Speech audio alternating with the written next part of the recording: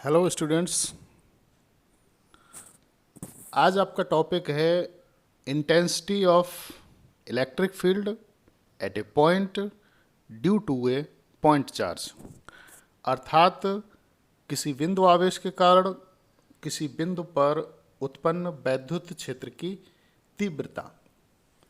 इसे हम कुछ इस तरीके से समझ सकते हैं कि हमने ये मान लिया कि ये कोई बिंदु आवेश है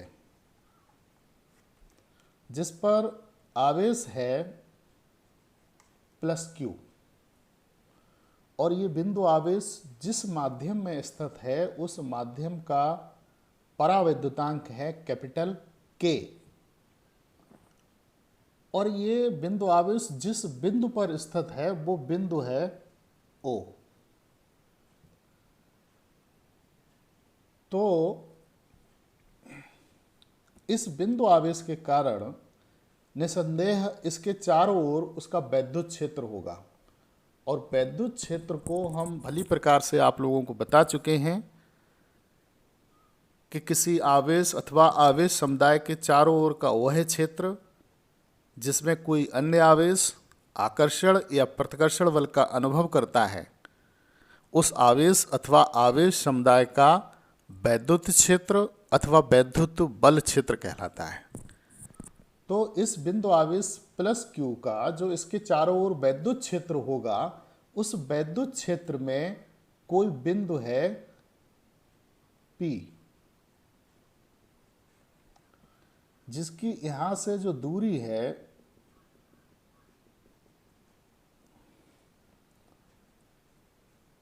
वो है R।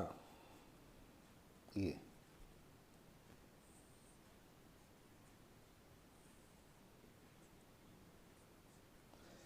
इस बिंदु P पर हमें वैद्युत क्षेत्र की तीव्रता ज्ञात करनी है। हेडिंग भी हमारी यही है कि किसी बिंदु आवेश के कारण, देखिए प्लस क्यू के कारण किसी बिंदु पर उत्पन्न वैद्युत क्षेत्र की तीव्रता, यानी कि बिंदु P पर उत्पन्न वैद्युत क्षेत्र की तीव्रता हमें ज्ञात करनी है।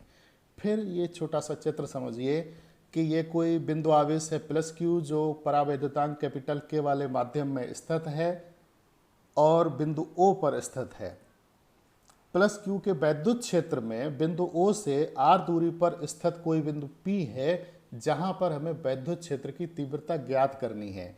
इस बिंदु P पर कोई परीक्षण आवेश हमने मान लिया Q0 स्थित है, तो निश्चित रूप से इस पर प्रतिकर्षण बल F कार्य करेगा, क्योंकि ये भी प्लस क्यू है, ये प्लस Q0 है, और समान आवेश एक दूसरे को प्रतिकर्षित करते हैं। ये वैद्युत बल है F।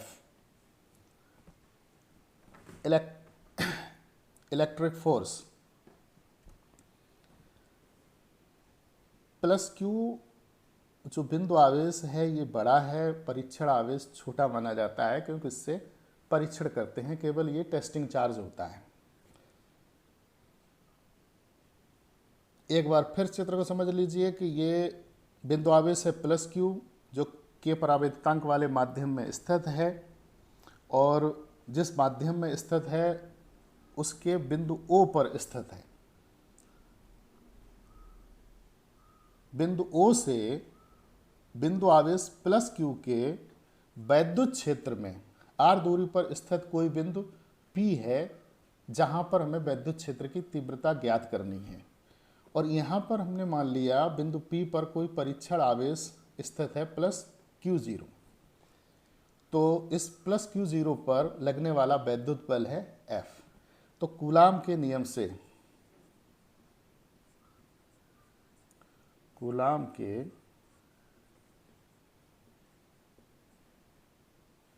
नियम से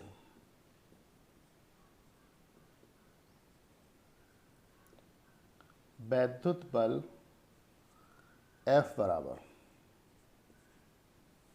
देखिए यहाँ देखिए, हमने जब आपको कूलाम का नियम समझाया था तो दो बिंदु आवेश लिए थे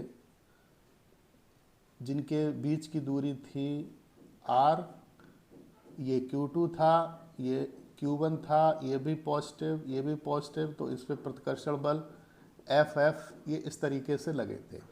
तब जो सूत्र निकला था F बराबर 1/4πε0 k Q1 Q2 upon R square Newton.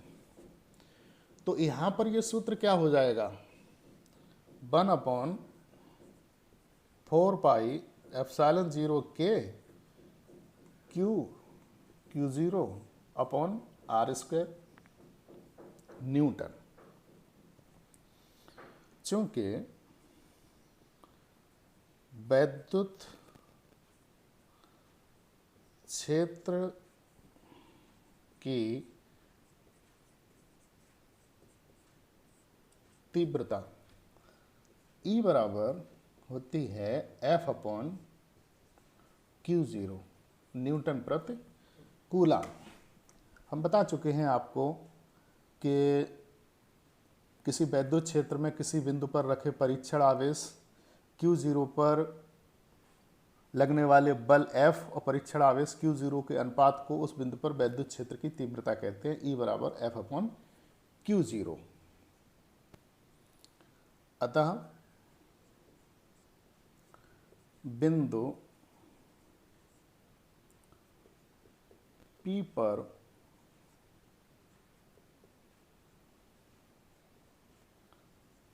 वैद्युत क्षेत्र की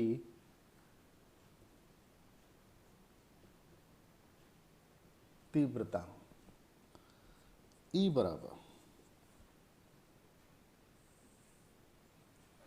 बराबर होता है F अपॉन Q0। F का मान ये है 1/4πε0 k Q0 upon R square, और Q0 हम जो कहते हैं लिख देंगे। तो Q0 हमने वैसे ही रख दिया और यहाँ F का मान रख दिया 1/4πε0 k Q0 upon R square और मात्रक न्यूटन प्रति कूलम।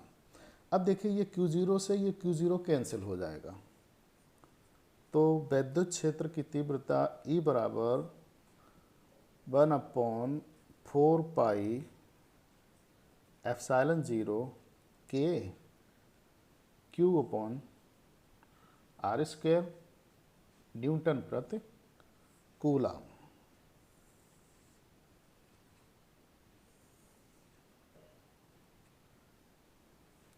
यदि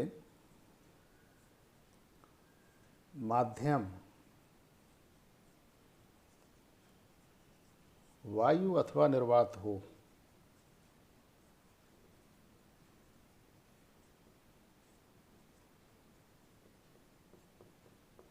तो परावैद्युतांक कैपिटल K बराबर होता है 1। तब जो वैद्युत क्षेत्र की तीव्रता E होगी वो इतनी रह जाएगी 1/4πε0 Q upon R square newton प्रति कूलम। यही है आपका सूत्र E बराबर 1/4πε0 Q upon R square. Heading जो थी कि किसी बिंदु आवेश के कारण किसी बिंदु पर उत्पन्न वैद्युत क्षेत्र की तीव्रता, तो किसी बिंदु आवेश के कारण किसी बिंदु पर उत्पन्न वैद्युत क्षेत्र की तीव्रता E बराबर 1/4πε0 Q upon R square newton प्रति कूलम होती है। इसके लिए हमने सबसे पहले माना था कि माना कोई बिंदु आवेश प्लस Q कैपिटल K परावैद्युतांक वाले माध्यम में बिंदु O पर स्थित है। बिंदु O से इसके वैद्युत क्षेत्र में R दूरी पर स्थित कोई बिंदु P है जहां पर हमें वैद्युत क्षेत्र की तीव्रता ज्ञात करनी है। माना इस बिंदु P पर कोई परीक्षण आवेश Q0 है, तो ये परीक्षण आवेश Q0 पर लगने वाला वैद्युत बल F था, तो कूलम के नियम से वैद्युत बल F बराबर 1/4πε0 k Q0 upon R square newton. चूँकि वैद्युत क्षेत्र की तीव्रता E बराबर होता है F अपॉन Q0, अतः बिंदु P पर वैद्युत क्षेत्र की तीव्रता E बराबर 1/4πε0 k Q0 upon R square और होल के बटे में है ये Q0, तो Q0 से Q0 कैंसिल हुआ, तो E बराबर 1/4πε0 K Q/r² न्यूटन प्रति कूलम। यदि माध्यम वायु अथवा निर्वात हो तो यानी कि ये जो बिंदु आवेश है Q और Q0 के बीच में निर्वात हो, वैक्यूम हो, तो परावैद्युतांक के बराबर हो जाता है 1। तब आपका सूत्र निकल के आया E बराबर 1/4πε0 Q/r² न्यूटन प्रति कूलम। एक बात और समझिए कि जो वैद्युत क्षेत्र की तीव्रता होती है, वैद्युत क्षेत्र या वैद्युत बल क्षेत्र या वैद्युत क्षेत्र की तीव्रता, ये सदिश राशि होती है और वैद्युत क्षेत्र की तीव्रता या वैद्युत बल क्षेत्र दोनों आवेशों को मिलाने वाली रेखा के अनुदिश होती है। यहाँ पर ये बिंदु आवेश है +Q, तो बिंदु P पर जो वैद्युत क्षेत्र की तीव्रता होगी वो +Q से Q0 की तरफ होगी, अर्थात बिंदु O से P की तरफ। यदि ये बिंदु आवेश -Q होता तो वैद्युत क्षेत्र की तीव्रता Q0 से Q की तरफ होती, अर्थात P से O की ओर। यदि बिंदु O पर एक बिंदु आवेश Q न होकर यहाँ पर कई बिंदुओं पर कई बिंदु आवेश होते, जैसे Q1, Q2, Q3, Q4 इस तरीके से, और इन सभी आवेशों की वजह से बिंदु P पर वैद्युत क्षेत्र की तीव्रताएं क्रमशः E1, E2, E3, E4 ... होती, तो बिंदु P पर जो वैद्युत क्षेत्र की तीव्रता निकलती वो इनके सदिश योग के बराबर हो जाती है, अर्थात E वेक्टर बराबर E1 vector plus E2 plus E3 plus ... इसी के साथ आज का हमारा टॉपिक समाप्त होता है। Thank you.